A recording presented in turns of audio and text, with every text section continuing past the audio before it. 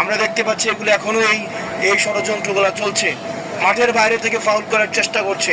5 August যেভাবে হাসিনাকে red card দেখিয়েছে মানুষ, ঠিক একইভাবে আমরা রেড কার্ড দেখানোর জন্য প্রস্তুতি নিতে হবে।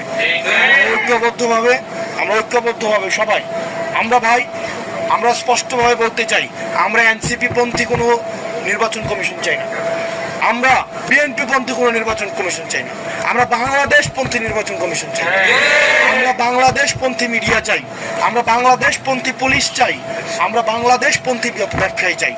কোনো রাজনীতিকে যারা ব্যবসায়ীর ছদ্মবেশে রাজনীতিকে নিয়ন্ত্রণ করে, যারা মিডিয়ার ছদ্মবেশে রাজনীতিকে নিয়ন্ত্রণ করে, যারা আপনার নির্বাচন কমিশনের বা কোনো সাংবিধানিক প্রতিষ্ঠানের ছদ্মবেশে যারা রাজনীতিকে নিয়ন্ত্রণ করে, তারাই ফাউল করবে। এই ফাউলের পরিণাম আমাদের সামনে রয়েছে হাসিনা, আমাদের সামনে রয়েছে হুদা, আমাদের সামনে রয়েছে সালমান এফ রহমান, আমাদের সামনে